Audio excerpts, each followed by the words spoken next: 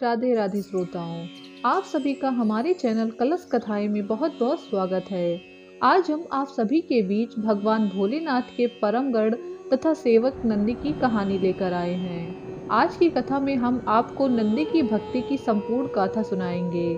कथा को पूरा सुनने के लिए वीडियो को अंत तक जरूर देखें और अगर हमारी कथा आपको पसंद आए तो चैनल को सब्सक्राइब करना बिल्कुल भी ना भूलें।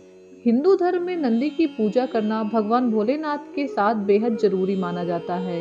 इतना ही नहीं, भगवान भोलेनाथ अपने भक्तों की पुकार अपने प्रिय भक्त नंदी के माध्यम से ही सुनते हैं। हिंदू धर्म में सभी देवताओं के अपने अपने वाहन होते हैं। जैसे भगवान विष्णु का वाहन गरुड़ है और माँ दुर्गा का वाहन सिंह है तथा माता लक्ष्मी का वाहन उल्लू है। उसी तरह भगवान भोलेनाथ की सवारी नंदी है। आप सभी ने प्रत्येक शिव मंदिर में ये देखा होगा कि भगवान शिव के साथ नंदी जरूर से जरूर विराजमान रहते हैं। बिना नंदी की पूजा के भगवान भोलेनाथ की पूजा अधूरी मानी जाती है। एक बार ब्रह्मचारी व्रत का पालन कर रहे ऋषि सिलात को भय होने लगा कि उनकी मृत्यु के बाद उनका वंश तो समाप्त हो जाएगा। इस भय के कारण ऋषि सिलात बेहद परेशान हो गए। ऋषि सिलात ने अपने इस भय को खत्म करने के लिए कठोर तपस्या करना शुरू की। उनकी तपस्या से प्रसन्न होकर भगवान शिव ने सिलाद ऋषि को दर्शन दिए और उनसे कहा कि वो अपना मनचाहा वर मांग लें।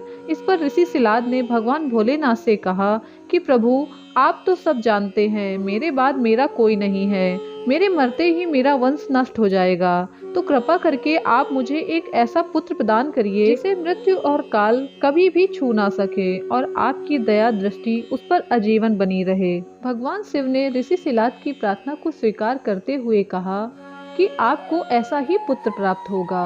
आखिर ये माया थी तो विधाता की ही, क्योंकि उन्हें अपने गढ़ को इस दुनिया में जो लाना था। वरदान मिलने के अगले दिन जब ऋषि सिलाद एक खेत से गुजर रहे थे, तभी उन्होंने देखा कि खेत में एक नवजात शिशु पड़ा हुआ है। बच्चे के पास जाकर देखा तो ऋषि सिलाद उसकी काया पर मोहित हो गए, क्योंकि बच्चा काफी सुंदर और लुभावना था।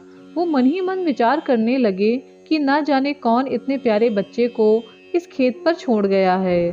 तभी भगवान भोलेनाथ की आवाज में आकाशवाणी हुई।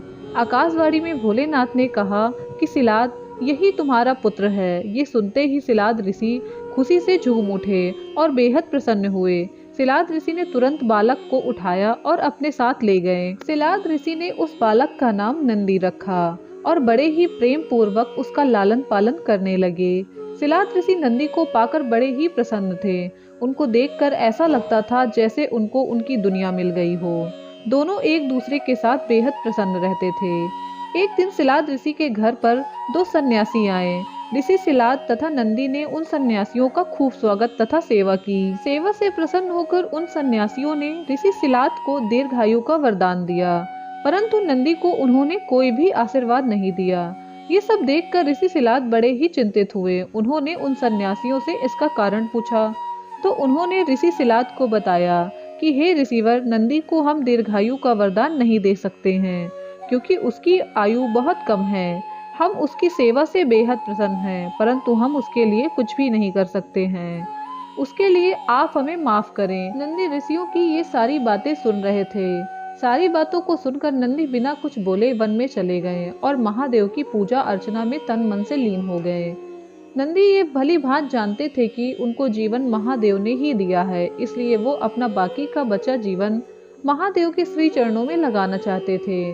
नंदी जी की तपस्या से भोलेनाथ बड़ी ही जल्दी प्रसन्न हो गए। भोलेनाथ नंदी के समक्ष आए और उनको अजर अमर होने का वरदान दे दिया। इसके साथ साथ अपने गढ़ों के अधिपति के रूप में भी नंदी को नियुक्त कर लिया। तब नंदी जी भगवान भोलेनाथ के सबसे प्रिय भक्त बन गए। कहते हैं एक बार जब असुरों और देवताओं के बीच समुद्र मंथन चल रहा था, तभी समुद्र मंथन से निकले विष को भोलेनाथ ने धारण किया था, लेकिन उस विषपान के दौरान विष की कुछ बूंदें जमीन पर गिर गई थीं। तब उन विष की बूंदों को नंदी जी ने बिना कुछ सोचे ही अपनी जीभ से चाट लिया था। नंदी जी के इस भाव को देखकर भोलेनाथ नंदी जी से बेहद प्रसन्न हो गए थे।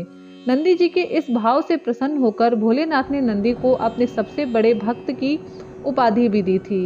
इसके साथ ये भी घोषणा की कि जो भी शक्तियाँ मेरी हैं वह नंदी की भी हैं। इस तरह से नंदी जी अपनी भक्ति से पूरी दुनिया में अजर अमर हो गए।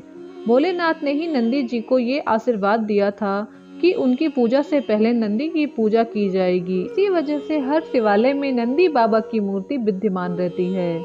यही नहीं, भोलेनाथ ने नंदी बाबा को ये भी वरदान दिया था कि अगर कोई अपनी प्रार्थना शीघ्रता से मुझ तक पहुंचाना चाहता है तो वह नंदी के कान में अपनी प्रार्थना कह दे। इसी वरदान के कारण लोग शिवालय में जाकर नंदी बाबा के कान में अपनी प्रार्थना कहते हैं और नंदी बाबा शिव जी के सच्चे भक्तों की प्रार्थना को भोलेनाथ तक पहुंचाते भी हैं। ये थी नंदी और भगवान भोलेनाथ की पावन कथा। सनातन धर्म की ऐसी ही सच्ची कहानियां सुनने के लिए हमारे चैनल कलश कथाएं से जुड़ें और अगर जानकारियां पसंद आए तो चैनल को सपोर्ट करना बिल्कुल भी ना भूलें।